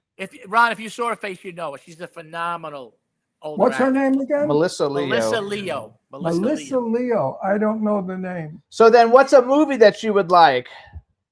Well, my favorite movie of all time is Dog Day Afternoon. I would have loved to have done Dog Day Afternoon. Wow, that's a toughie. I Wow. love Dog Day Afternoon. And I saw the play and it was very good. Very good. John Bernthal did a great job. I always like that because that's one of Lance Henriksen's first movies, and Lance Henriksen has been like my favorite actor of my whole life. Yeah. And I've met him a bunch of times. As a matter of fact, so I collect action figures and collectibles and stuff like that. I have an amazing collection, and I have the #1 collectible podcast. and I have a tile. He made the alien tile of the alien monster. It's a Yeah, ceramic yeah. and he doesn't sell them, but he actually gave it to me when I met him after spending the weekend hanging out with him, and he signed the back of it. Jimmy Star, you're the coolest fucker I ever met. So it's like my prized possession because he's my favorite actor. Wow, that's He awesome. only wrote that because he's not married to you. So you, He'd be married to you. I wouldn't write that. that's okay. How So many you guys, years this is now? How many years? How many years? 14. We're coming up on 14. October will I be thought it was 14. more than 14. No, Wow. October's 14. We've been together 15, but married 14. Wow, fantastic. So you guys, Lou Martini Jr., you can follow him. He's on Instagram. He's Lou Martini Jr. Please check out Breaking Balls podcast. You really will enjoy it. It's a really It great sounds show. like a fun show. And I don't endorse any podcasts hardly because most of them I think suck, but this is a really good one. But you know what? Breaking Balls sounds like they need me to come on as a guest. You're on. Just let us know when you want to come on. You're on, of course. Yeah, Because he would I love will it. destroy every fucking one of you in a minute. And you guys, it's hosted also with Johnny P. Johnny Potenza. He's a great guy. A great guy. I know everybody on We that have a lot show. of fun. So it's a lot of fun. Also, you guys, go to LouMartiniJr.com. You can check out all the stuff he's got going on. And if you want to invest in anything, hit us up, hit him up, hit me up. But we'd love to get some stuff going because Whacked, Where Are They Now? It would be a really successful television show. And wouldn't Nothing be like it on fun if television. You were working on the Mob movie, the TV series. I think they're still casting. It's Rayster. Contact. No, Ray- I will do it. I Well, won't. Jimmy contact. will First, do you it. got to make sure. I Okay. want to make sure they got everything put together because right now because it's not I don't quite know all if put they're together. done casting, but I know they were casting as of a couple of weeks ago. So it'd be Yeah. great if we could work together as hoods. That'd be a All right. blast. It'd be great if you lived in Boca and we lived in Boca because then we could work on projects really easy. Yeah. Yeah, could happen. Could happen. Could hopefully. happen. Hopefully. All right, Lou. Thank you so much. It's a pleasure Lou, to see you're a you. And you delight. look terrific. You really look good. You look, thank you look you. sensational, not terrific. Better, Thank the you. best you've looked. Before you Oh, look like a thank you. fat. I said you look like a fat guy from Brooklyn. Now you look like a sophisticated Madison Avenue antique dealer. Thanks so much, Lou. Talk to you later. Love you guys. Love you Love guys. you. Thank you. Bye-bye. Love you back, Lou. Love you back. Bye-bye, great. baby. Bye bye. Bye. He's super cool. Love him. Oh, he's a great guy. You guys, he's great. He's a really good actor, and he's really good on Law and Order too. You guys, he's on it all That's the time. because he's from Brooklyn. Everybody from Brooklyn is nice. All right, now we're going to bring on our next guest, Jean Mack. Hello. Hey, Hi. how are you? I'm good. How are you guys doing? Fantastic. So is it Jean Mack? It's not John Mack, right? It's Jean It's Mack. John. Yeah, with a soft J. I love it. It's so cute. All right, here we go, everybody. We're so excited. Now we want to welcome to the Jimmy Star Show with Ron Russell, actress, producer, writer, music supervisor, and she's a rock star too that she didn't tell us about the other day when we met her. Jean Mack. Hello and welcome to the show. Hello. Thank you. It's so good to be here and so good to see you guys. I'm so excited. And both of my daughters wanted to know who was on. I said, John Mack. And I showed a picture and they said you were beautiful. Oh, they're so sweet. Thank you. I So appreciate that coming from other women, women could be bitchy. You are beautiful. I was so impressed with you when I met you. You're so feminine and beautiful and reminiscent of Audrey Hepburn and Dorothy McGuire, all the wonderful stars of my day. You have that quality. And I don't understand why producers aren't jumping on it because it's a wonderful quality. I know you should be like the No, next it's a wonderful hugest thing on the quality. planet. To sit and speak with you, you're mesmerizing. In the chat room, they're saying how gorgeous you are too. No, Oh. you're mesmerizing because of Thank your you. movements, the way you are so feminine and graceful. It's a pleasure to watch you because women today look like dykes. They all walk around like truck drivers. No, they really do. They walk around with these fake tits and they shove them in your face and they think who the hell they are. You're, on the other hand, you're Audrey Hepburn. Sophisticated. You're Audrey Hepburn. You're Thank So you. the first thing, lovely, absolutely lovely. first of all, you guys, if you want to follow Jean Mack on Instagram, she's at it's me _ Jean Marie, JONMARIE. And we were Facebook friends for a long time, but we had never met. And Ron dragged me over at this at Steve Ross's party, says you have to meet her. And she said, hi, I'm Jean Mack. And I was like, oh, we're Facebook friends, but we've never met. It's JON, right? And she was like, That's right. yes. And I was like, yeah. So it was such a nice time, and we had a great time, and it's so great to meet you. And the first thing I want to bring up, because Ron will like it, is the fact that Introducing Dorothy Dandridge was a great movie. I think it was a made-for-TV movie, but I think it won a Golden Globe, Right. or got nominated, with Halle Berry, Brent Spiner, William Atherton, D.B. Sweeney. I love D.B. Sweeney. And you Tamara played Taylor, Ava- and you played Ava Gardner. Yes, yes. Sorry, Ron, I didn't hear you. What'd you say? Oh, he said you played Ava Gardner. Oh, yeah, Gardner. yeah. Ava Gardner. Yeah, that was. And that's some hell of a pair of shoes to fill. Oh, Because absolutely. Ava Gardner was one of, for those of you out there who don't know who she is, she was married to Frank Sinatra for a while. And she was one of the most beautiful women in Hollywood. But they said the camera couldn't get it. You had to see her in person. Oh, Because she had emerald green eyes, and she had jet black hair and milk white skin and dimples, and she was Amazing. breathtakingly beautiful. yes. And she So- had such a strong. Now I'm going to ask you, because you were a model. Did the camera get you? I think so for the most part. Yeah. We get along pretty well overall. I mean, it's it's always a process, but no, I love working on camera, and I think from all the years experience, I'm fairly used to what works and what doesn't work. Because so many people are beautiful in person. You know who else was beautiful in person? Debbie Reynolds. Oh. Debbie was very, believe it or not, she was a Yeah. beautiful woman. I can. She really was in person. She Yeah. never filmed that beautiful, but in person, she was very beautiful. Yes. So wait, that was one of your first things. Like, how did you transition from, how did you even get involved in movies in the first place? Well, it's I grew up in a small town in Michigan, a very like rural town on a farm, and my mother was a theater teacher in she did both college and local high school, and so 5 years old I did my first play, and I mean, it's just from there, I just started being on stage and falling in love with it. And then my father, these were the days when they had, video stores like Vidiots, kind of like cool, like eclectic video stores. So my dad owned the only one in town. And so every day after school, I'm an only child. So every day after school, I would pick out a film or two films. And I was just a movie junkie from the age of probably 10 or 9 or 10, because I just fell in love with films. And so it was a combination of those two things. And then I went to NYU and I studied at the Tisch School of Arts for theater. Really good school. Yes, Good school. excellent school. Yeah, and we did both Strasberg Institute and experimental theater. So Okay. it was Let's bring it up to date. Here we go. Yes. My favorite horror film is The Night of the Living Oh, I wanted Dead. to do that at the No, end. no, I'm doing it. It's the black and white version that was back in the 60s. Scared the hell out of me. Now you've remade it. Am I going to be disappointed? Am I going to say, oh, why did they bother making it? They're stupid. But you play the mother of the child that goes in the basement Yes. in the film. Okay. Yes. Are you sticking to the script, the original script? For the most part, it's kind of a modern retelling of the story. Granted, we are nowhere near gonna top what George Romero did. I mean, what he did was so groundbreaking. So I think that's a lot that's become a lot of the question or consensus is there. People are wondering, are you trying to redo? No, this is more of an homage.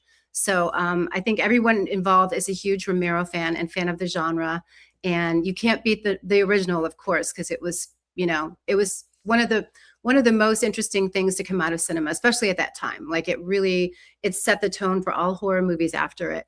But I think what we've done, and we paid respect to the original, but we've added a few things. So we, just slight changes. There is a diner scene in this. In the original, they only talk about the diner. So we actually have a diner scene Right. in lieu of the cemetery scene. So we've seen the cemetery scene before, in even the remakes, even the 1990s. Were you able to capture the eeriness of the original? Because it was so eerie. It was very eerie. Shadows. Yeah. You're shot in color, right? Yes, which to me is a little harder to do because black and white is so expressive. And I think for that, especially for horror, I mean, it was so, I think that's part of what makes it really scary when you watch that film is the black and white. Like you said, the shadows and everything is so dramatic. I Very think scary and eerie. very eerie. And they didn't have, back in the day, they didn't have all the fake blood and, things now that we see so graphically, the bright colors. So everything looked more to me intense. Like, it was just, you didn't need to see all the details. You brought us a film clip. No, I have the film clip, but we're going to keep talking first. Yes. Fuck you. What are you, the director So now? yes, I'm the director now. So first of all, on IMDb, even you guys, it's actually labeled based on the original Night of the Living Dead. Yes. So they're doing everything, letting you know it's an homage ahead of time. It's directed by Christopher Ray, you guys. It's written by Jared Cohn. It stars Michael Gaglio, Robert Carradine, which is probably his last film because he passed away recently, unfortunately. Eva, I don't know how to pronounce Eva's last name. Eva Seja? Seja, yeah. Eva Seja, Jared Cohn, Vivica A. Fox, Scotch Hopkins, you guys. He plays the Bill Heinzman zombie. I was friends with Bill Heinzman before he passed away for many years, and he was really great. Miko Hughes, you guys. Adam Huss, Dee Wallace, Zach Ward. Dee Wallace and Zach Ward have both been on the show. Jeff Wills, who plays Patient Zero. Rob Van Dam, Brittany Underwood, Josh Stone, Maria Paris, Jessica Moore, and Richard and Raphael Gabai. I wanted to include everybody in the whole cast. What about John? So that should be everybody. What about her? She has an Oh, important. well, automatically she's on. She's the guest, so automatically she has an important part because we hated the mother. We wanted to smack her around, the stupid bitch. Yes. I mean, she went downstairs and her kid kills her. Well, I can't do that. We won't give the film away. Everybody who I likes know horror, everything about this film. everybody who likes horror likes the original Night of the Living Dead. It's one of the most. I was only 21 years old and I moved out of my mother's and father's house. Mm-hmm. And I had my own apartment with my then partner, Sal. And Sal and I put the TV on, and there it was, this movie, whatever it was, Night of the Living Dead. Who gives a shit? I hate these kind of movies, Sal. Turn it off. It stinks. These movies stink. Well, after 5 minutes, I kept looking. We only had a single bed. We didn't have two beds yet. We couldn't afford it. So we both hopped into the single bed, and I was like hiding in his body. I was terrified, and I have never been scared from a movie to date. Yeah, he doesn't really get scared. Never. Because I think they're stupid, but that movie is wonderful. I cannot wait to see your film. I have great enthusiasm. No, really, because it's my favorite movie. I hope you like like to have been in it. I'll tell you the truth. I would love to have had a part. Yeah, I would have loved to put you in it. I mean, this is the thing is, I think overall this film is it's a lot of fun. It's not taking itself too seriously. We had a friends and family screening like recently, and when you see it on the big screen, it's the kind of film I feel like you need to see in like a drive-in theater or something, because there's just something about it. It gives enough homage to the original where it feels like it's kind of vintage quality, but it's also a modern, like I said, modern day retelling. So Good. I'm glad it has a little quality like that. yeah, and everyone that came loved it on the big screen, which I think would be. I think it'd be great to have it there. The zombies, are they going to be stupid zombies all made up to look like zombies, or are they going to be like people? Because the original, what was terrifying was they were actual people that came out of the grave. Yes. And that's what scared you. They weren't done up like monsters. Right. So did you do your guys like monsters? They have a few of the monsters, but some of them are like in different stages of, like some are of newer development. Yeah. So it's usually like in the process of whatever, stage of zombiness they're in. So ours have we have some stages.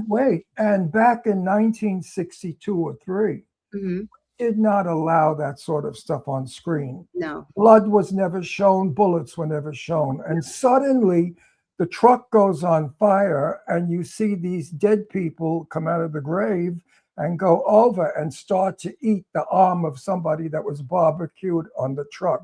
And they're tearing the flesh. That was so disgusting and grotesque in those days that we were shocked to shit.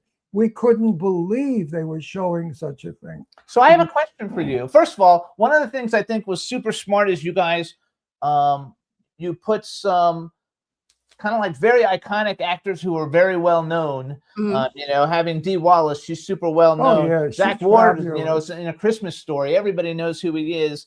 Miko Hughes, everybody knows who he is. Robert Carradine, Revenge of the Nerds, you know, it doesn't get any more like iconic for our generation, at least for my generation. So I think that was famous. So are you, because I noticed on your IMDb resume, you do have quite a bit of horror movies too. Were you a horror fan before you started doing horror movies?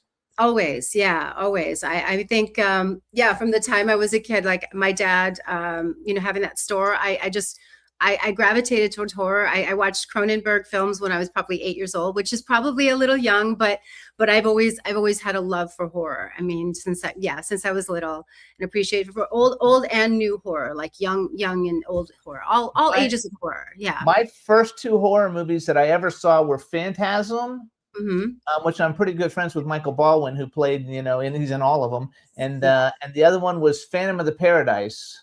I don't know if you're like, do you know what Phantom of the Paradise is? I've heard of it. I've never seen it. I have to see. I love Phantasm, but I have you to would see like you would like Phantom of the Paradise because you're a rock star and it's about a rock star, you know. So you would actually like it. So you should actually watch that. All right. So what we do is I can't believe you're a rock star. You're so far from a rock star. My God. Oh my gosh. And she does really. And she even has a music video with Robert Lasardo's in it. Yes. And she has another one with Brian Krause in it. Yes. You know what? I think casting her in a horror movie is not easy because she's so angelic looking. That's true. You don't look like a horror person.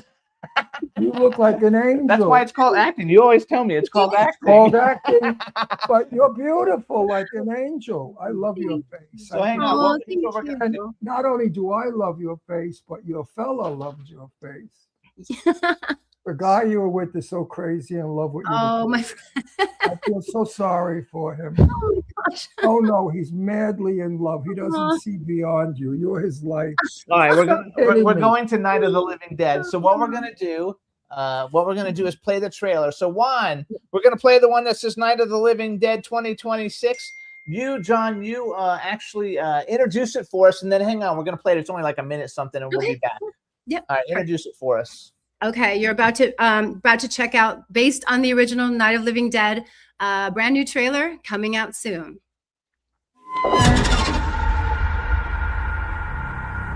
Because of the obvious threat to untold numbers of citizens, and because of the crisis which is even now developing, this radio station will remain on the air day and night. There is an epidemic of mass murder. At this point, there is no really authentic way for us to say who or what to look for and guard yourself against.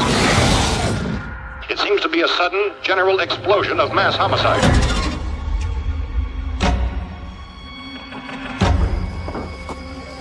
This is a nightmare.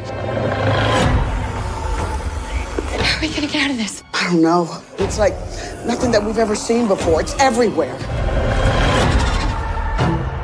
Police and vigilante groups are in the process of combing remote areas in search and destroy missions against all aggressors. Rescue efforts are proceeding slowly due to the increased danger of nightfall. There's nowhere to run.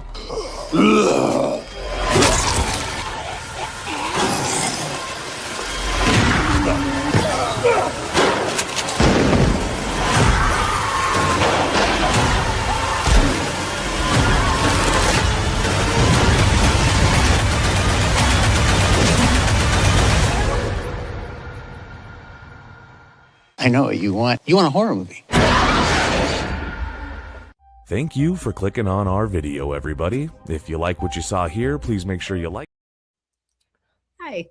I can't wait. It looks so good. It also looked like Dee Wallace got bit. I won't say. You'll have to see. You'll have to watch the movie to see, you guys. So you guys are screening at Screamfest or someplace, right? But what I would suggest hang on. Rent the original and watch that, and then watch this film, so you'll see how they brought it up to date. Absolutely. Of what's going on. I don't care for the fact that they made them look like zombies, because to me, dead people are frightening, especially if they come out of the grave and they look like they're going to eat you. What's more frightening than people? Some people I know loved it. are very I was funny. hitting him the whole time. I was like, I can't wait to see this. That's just totally right up my I alley. can't either. So I want to watch it. it's too. going to be fabulous, and I think it's terrific, and I think And it's then great when that you guys come on did the it. screen, I'll stand up and yell, "We know her!" Oh my gosh. Well, you know what? It's a lot of fun. Like I said, it doesn't take itself too seriously, and I think that's part of the goodness of it is we're not trying to reinvent the wheel. We're just trying to give modern audiences a new take on it, because I think a lot of the younger generation hasn't seen the original, sadly. No, Like it's a new they don't concept watch- for them. It's a whole new thing. Yeah, Absolutely. they don't watch so, anything too. that's not on the phone, or it's kind of a different vibe. So we're just hoping that people in Gen Z and younger can also appreciate it, which I think. Do you know, is it going to go? Is it going to get a theatrical release, or is it going to go straight to streaming? Or I'm you don't know yet? hoping so. I know we're supposed to go to streaming, I want to say in October, right before Halloween, which is like Halloween. the perfect time. Yeah. Perfect. Perfect time. But I think right now I would love to have a limited release, even, right before it comes out on streaming. I think it'd be so nice to even 1 or 2 weekends, in some select theaters, because I think once we saw it at the friends and family screening, we were like convinced that I think the real fans need to see this on a big screen. I think it would sell out, even if you guys just rented a theater for a weekend or something and Yeah. had the cast come. Yeah, but the and watch it money with is in the everybody. money today is in streaming. There's no question about it, because zillions of people see it all over the world quickly Actually, though, you on wanna- the TV. You want to, yeah, but if you really want it, the big money's in the theatrical release. If you Yeah, can that's actually get it. but that's if you have Meryl Streep, that bitch in it. No. You know, So I think it's fabulous, and I was like going down your like IMDb, and you've done a bunch of horror movies, and you've actually done a bunch of stuff with people that we know, Yes. which is fun. But let's talk a little bit about the fact that you're like the drug addict in Saw 6, because I'm sure that everybody recognizes you from that. And Saw 6, you guys, was Tobin Bell, Costas Mandylor, Mark Rolston, Betsy Russell, who's been on the show, Shawnee Smith, and James Van Patten. Were the biggest names in it, and you, obviously. How was that for you, and how is that? Because that's for me, that's my favorite horror franchise, I think, out of all the franchises. That and Hellraiser. I love Hellraiser too. Yeah, I'm a fan of Hellraiser as well. It was great. I mean, once I was in number 6, so by the time I got there, it was a pretty well-oiled machine. Like we shot in Toronto, but they had a whole sound stage ready to go. Like you get there, all the sets are pretty much built, but it was really, I don't know, I was impressed, but everything was kind of in-house. Like they know what they're doing. And I always have this funny anecdote that I was in the makeup chair next to the actual Jigsaw puppet, which was really fun. It was somehow the doll was laid in the chair next to me. And I remember the makeup artist being like, I don't like being in the room alone with that doll. So it was very funny. But overall, it was a great experience. It was the first time I worked with Costas. I worked with Costas again on another film, which We love him.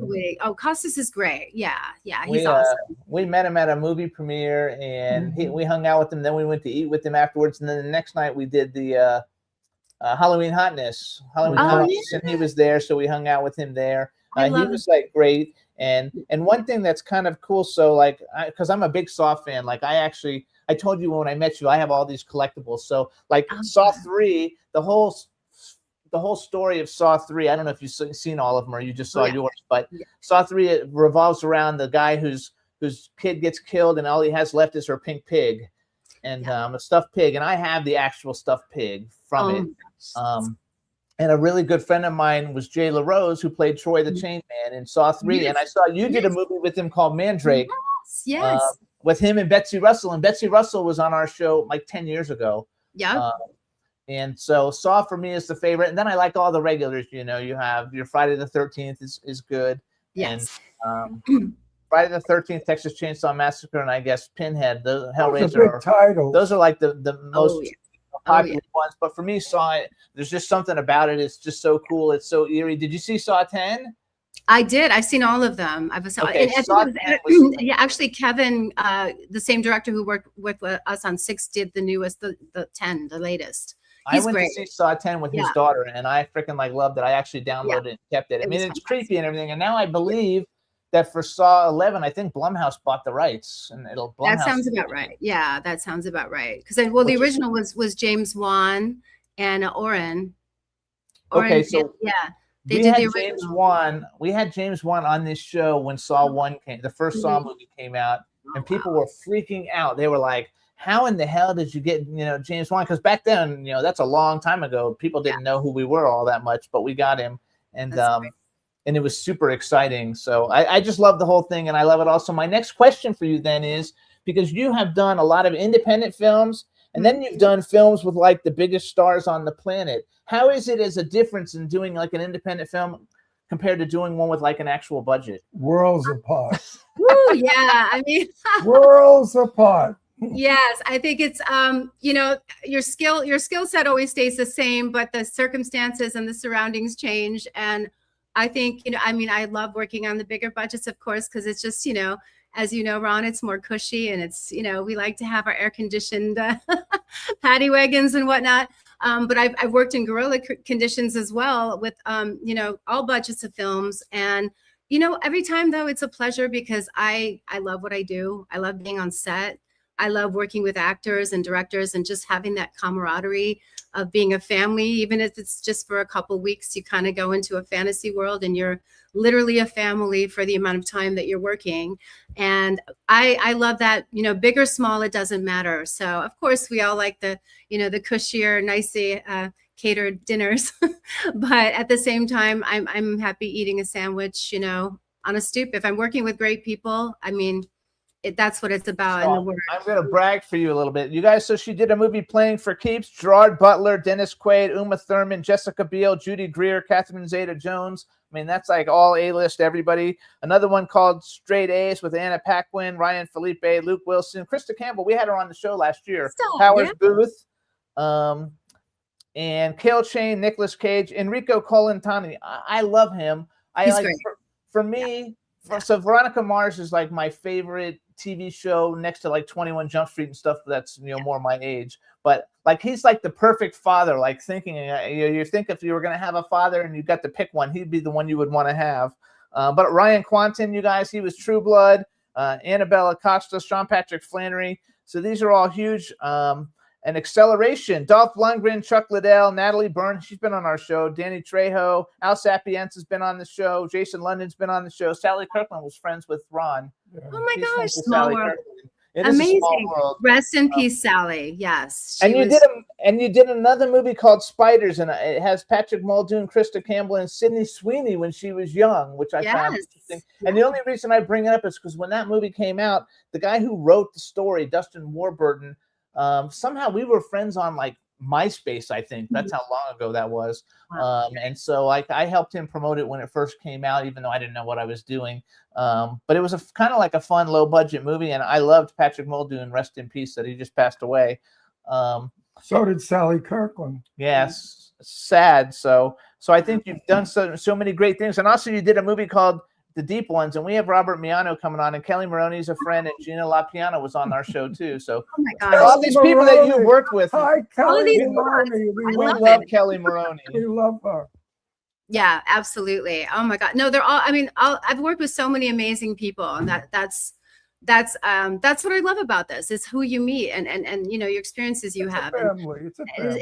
It's a family, and everybody's been great. I've never had a bad experience, honestly. I mean, some have been absolutely magical. There's been actors that I met and worked with, where obviously became friends and we're like family now. And so it's just I'm always grateful because there's so many talented people out there. So I'm always grateful when I have that opportunity to play a role with them a little. A lot of jerks too. But she hasn't had the jerk, so she's lucky. But one thing about it is, I've met some of the biggest jerks. I've never heard anybody. I mean, I didn't know you until Saturday, but I knew who you were. I knew your body of work. I know your face. Wait a second, but I'm speaking too. What are you? You can't have. I've never heard. Listen, in all the little you circles. cannot have her. She's mine. No, she's mine. I've never heard anybody. I found her. I discovered her. You're right. In the horror industry, though, like I basically, like you, I know everybody, and I've never heard anybody say a bad word. Because I already told Shitface here that doesn't shut up. I told him that I want to be in a film with you, and he has a few ideas. So I do have. I have some ideas that aren't horror, but I have some good ideas. Yes, and they're good scripts. And I don't do crappy scripts. Remember that anymore. We've already done them. We've done them. I've done my crappy scripts. No more, kiddo. I rather sit We've on- all, yeah, we've I'd all rather been sit there. down Believe and me. play with myself than go do a crappy script. But what I was saying is, in the horror community, I've never heard a single person say anything negative about you ever, and that's a pretty big deal because Why that would doesn't they? happen. She's lovely. Oh no, she's lovely. So you did another film called Hefner Wait, Unauthorized. I told her in person, I gave her the best compliment. I said, if I was straight and 35 years A old, lot of ifs. I would beg her to date me. There you go. But there's a lot of ifs there. A lot of, No, absolutely. and that's the greatest compliment when a gay man says he would Absolutely. love to date you. There's no greater compliment. No great. I agree. I mean, you're not only beautiful, but you're lovely, and there are no longer lovely women. And I'm so desperately lonely for lovely women. One of my Don't forget, my best friends were Jane Russell. Oh yeah. Okay, stars like that. People that had grace and finesse and charm and elegance and decency. Yes. And I found those things in you just in a brief few hours, and I felt theatrically, romantically involved with you. Beautiful. So tell your guy he's got competition. An 86-year-old fag. I want to go back. So you did a movie called Hefner Unauthorized, and I'm only bringing it up because we had Randall Batinkoff on our show many years ago, and Randall Batinkoff was one of my favorite actors from the 80s. And he was such a superstar, and I think you might have even done more than one film with him, possibly. Did you like working with Randall Batinkoff? Yeah, absolutely. Yeah, no, I remember. Yeah, that was. I mean, I was playing one of the old school playmates, like Joyce Nazari, and she's one of the. I think she was one of Hef's girlfriends actually at one point.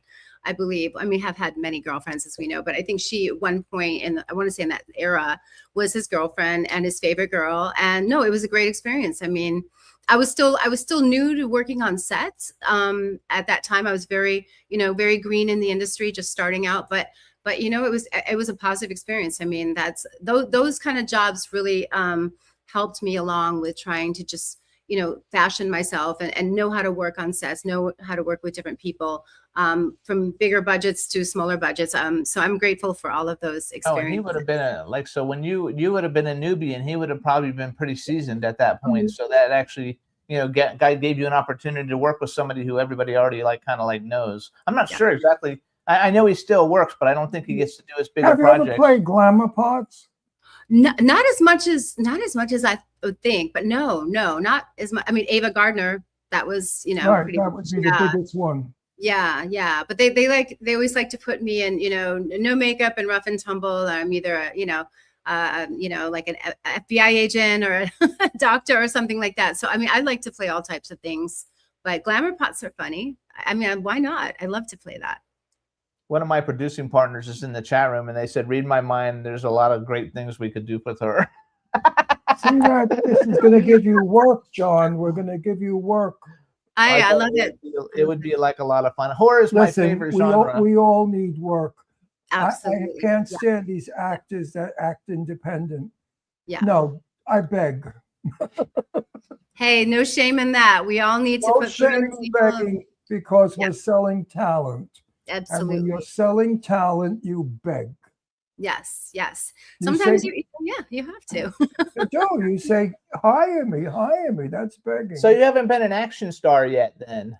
Not too much. I have done a little bit. I mean, it's funny because I'm trained in that. I've done a lot of, stunt training and firearms training and all that. So I'm perfectly capable, but I would like to do more. Actually, I would like to do more for sure. I've done all my stunts up to now pretty much myself.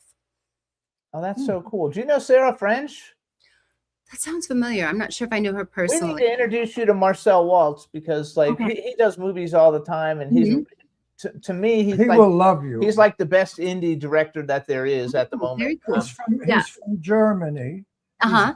He's gay, and he thinks like me. He loves women that are elegant and feminine and sophisticated because he's German. Germany, they have a higher thinking of women, not like here. Here we push him up and shove him out, and that's it. Yeah. And also he uses not Adam Huss, but Adam Huss's boyfriend, who's also named Adam. Oh, Bucci. Bucci, Adam Bucci, and who's been on our show, but Adam Bucci's been in a bunch of Marcel movies. He makes really good movies. So there's like your 6 degrees of separation. Oh my gosh! I was wearing Bucci to Monsterpalooza and HorrorCon this year. I was rocking Bucci's designs. He's great. He's super great. I think we're going to an opening of Marcel's, something he's directing, right? Yes, he's got a movie that he directed for who's the people who make all the like knockoff films? Like instead of snakes on the train, they'll do snakes on the plane. Asylum? Asylum, I think. Yeah, Asylum. Yeah, you want to go? Because they said we can invite people. I'll send an invite. If you'd like to go with us, you could be our guest. Yeah, I'll get you. And you meet, +1. You'll meet Marcel. I'd love to. And you know, he'll be enchanted by you as we all are. And he'll hire you. In the chat room, they say you look a little bit like a young Bo Derek.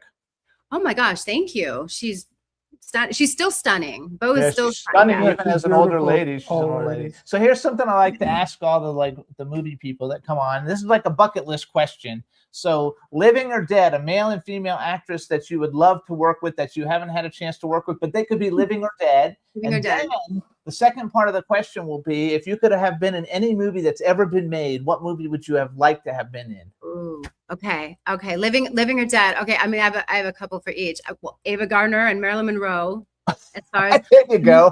Marilyn, because I would love to have done a comedy with her, because I think she was so brilliantly funny and underrated. I think she was hysterical. People just didn't realize it. Marilyn was so smart and quick. I just think she would have been a joy to do like a real comedy with, like a girls' comedy, you know, like a modern day. The truth of that is, and I got it from Jane Russell, when they were doing Gentlemen Prefer Blondes, Jane found Marilyn to be very depressed and very sad. Oh, yeah. Very confused and very vulnerable. And those are all the things that we discussed. Right. And I said, do you think people were using her? And she said, absolutely. They, from the piano player up, she said, they all slept with her and used her and whatever. So Marilyn was not what the audience saw. Marilyn was a very, very disturbed human being. It's a pity, but she was lovely. She was fabulous. And the movie, what's the movie I like with the guy that you know? Who? The guy where they're the guns and they turn into women. What's the name of that movie? The guy with the guns that turn into women. They play in the band, and Marilyn's, they're all in a band together, and they dress up like women to be in the band. Tony Curtis. Yeah, Some Like It Hot. Some Like It Hot. We watch that all the time. That's a great movie. And Jack Lemmon. That's a brilliant. He was friends with Tony Curtis. So. Oh my gosh, amazing. Yeah. That was Billy Wilder, right? Billy Wilder? Billy Wilder, yeah. Wow, you know your stuff. That's good. Okay, so we got those two. Did you know that was Tony Curtis's favorite movie? Was it? Yeah. That's interesting. I spoke to him about it. Yeah. I said, how did you feel about being in drag? He said it was outrageously funny, but my feet hurt. I said, well, you got to get used to high heels. He said, Ron, I don't intend to work in high heels anymore. But anyway, he said that it was his, except for her. He knew Marilyn for years. He had, in fact, he pregnated Marilyn once. She was pregnant from Tony years and years ago. And, he didn't enjoy working with her, although they were friends. Right. But other than that, he loved the film. It's a great film. It's a great film. So and it shows they loved it because you could see the acting is so good. Absolutely. All right. So we have Marilyn Monroe and Ava Gardner. Keep going. Living Michelle Pfeiffer. I love Michelle Pfeiffer. I love Michelle. She's always been, since I was a little girl, I just looked up to, I think she's amazing. She's not only gorgeous, but she's got so many layers to her. And she just, I mean, I'm sorry, she's still my favorite Catwoman. I know there's Eartha Kitt and Julie Newmar, but she's my favorite too. I love Michelle. Julie Newmar. Yeah. Ron's friends with Julie Newmar today still. Who? Nice. Julie Newmar. Julie Newmar. Yeah. Okay, so now we give us some male actors. The male, okay. I mean, let's see. Okay. Well, I'll start with those alive. I would love to work with Benicio del Toro. I think he's amazing. Yes. He's so intense. I love his intensity. I'm a Cillian Murphy fan too. I love Cillian. Me too. I think he's incredible. He's always surprising. I didn't know that's how you pronounce his name though. Okay, but yes, I thought it was Cillian Murphy. Cillian Murphy. He was like Celtic. Yeah. Yes, he was in Batman. Incredible. Great. Yeah, Oppenheimer. I mean, Oppenheimer. Fantastic. Nobody's ever mentioned him either, so that's a really cool one. Okay, give me some dead ones. Oh my gosh, Marlon Brando. I mean, right there. You know, I know he was complicated, but my God, his energy in his peak had to be something to behold. Just to work with him, because You would not like working. I've with heard Marlon stories. Brando. I've heard stories for Okay. sure. Yeah. Sophia Loren had to tell him, one more time you touch me, Oh. beware. She All warned right, so him. give us another dead one then. Sorry, let's see. Oh my gosh, now I don't want to say dead yet, but retired. I still love Jack Nicholson. I love Jack Nicholson too. I love Jack Nicholson, and He's I mean, one of there's my only all-time one thing that- favorites. Yeah. I mean, love. he's But do you like Wolf then? Because that's Michelle love Pfeiffer Wolf. and Jack Nicholson. I love that movie. Yeah, and him and Michelle together, of course. With James Spader, who was also amazing. I mean, I God. still love James Pretty in Spader. You know, Pink. there's Pretty yeah. in Pink. Pretty in Pink. Yes, all of And that. James Spader was so good. Did you ever watch the TV show with Captain Kirk where they're lawyers? I forgot the name of it. Oh, LA. yes, was not Ellie. I know what you're talking about. Whatever Yes. it is, it was the greatest TV show, the best writing ever. Yes. Did she know that you impersonated Jane Russell? Who? Her. Did you tell her that? Oh, I don't think so. Can we show a picture or no? Oh, sure. Show my picture. Yeah. Okay, Ron, throw it up there. Throw it up Okay. there. So Ron, in the Oh my older gosh. days, impersonated Jane Russell all That's over the amazing. country, like all over doing shows as Wow. Jane Russell singing in his own voice. And then he became best friends with the real Jane Russell, Oh wow. who used to tell him that he looked better than she did. No. I showed her a picture of me in a German magazine. I was in a bathtub with Bubbles soap. And I hated that picture. And when Joan got to that picture, she said, "Oh, this is nice." I said, "No, I hate that picture. I really think I look like a hot old bitch." And she looked at me. She said, "Oh, I wish I looked that good." And I almost collapsed. I said, "Here I am impersonating her, studying her makeup, everything for years. And now I have the real Jane Russell saying she wished she looked like me." Wow. Anyway, Jane and I became brother and sister buddies. I love We that. hung out. We stayed in each other's homes. We traveled together. And I was the last one to see her before she died. Oh. She left me in Florida, and we had never exchanged any kind of sentiment. Mhm. Some reason I said to her at the airport, "You know, Russell, I love you." And she said, "You know, Russell, I love you." Oh. And that was the last end- time they that was the spoke. last thing I saw Jane. That's So I think we know when we're going to die, we do things nice. Oh, and it was called Boston Legal. Somebody in the chat room said Boston Legal. That was the James Spader Right. show. It was a great show. So you Yes. guys, this is Jean Mac. You can follow her at it's me _ Jean Marie. She's got great stuff. As soon as Night of the Living Dead comes out in October, we'll probably do a cast show. We'll try to get all the cast to come on, and we'll promote the shit out of it so it does well. And we want to thank you for coming on the show. We want to say it's such a pleasure to have met you on Saturday. You're fabulous. We love you to death. And Just stay as lovely as you are. That's all I could say. Thank you so much. You guys are amazing, and I adore you both. And yeah, we connected so well. So I'm so grateful. I think we have become fast friends. Absolutely. And, we do want you to go to the premiere with us. Oh, I'm happy yeah, to. I'll get the information. You could dress up a little bit. Some of them do. I think it's stupid, but they wear long gowns in the afternoon. I don't get that. Cocktail dresses. That's how Yes, you do it. I'm sure being a model, you're going to do it. Right. Absolutely. So everybody, thank you so much, John. We'll talk to you soon. Yes. I'll get the invite stuff and send it to you. I'm going to make sure it's okay. I'm sure it is, though, because I'm pretty sure they told me I can invite No, people. Marcel would And be. Come so on, it'll be a Marcel. lot of fun. And you can bring someone else with you, so it can be you plus one, and we'll work it all out. So Yeah, thank you could so bring- much. could bring that nice fella. Yeah. Thank you guys so much. Say hi. Bye-bye. Bye-bye. All right, everybody. Thanks so much for Bye-bye, tuning honey. in to the Jimmy Star Show with Ron Russell. We'll see you next week. Bye, everybody. Thanks. Jimmy, this is MC Alfred. I'm just chilling, Jimmy Star, yo, sitting down and designing. Where every man in thinking, what are we gonna be wearing? Yo, I'm a Liverpool MC, you can't trust me. Big up the girls inside the party. Let's get down to crazy Jimmy. Big up myself and known as Alfie, the one and only, the Turkish MC. Always love the clothes of Jimmy. Bitch, I'm your one I wanna be. Jimmy Star, new celebrity. We'll take you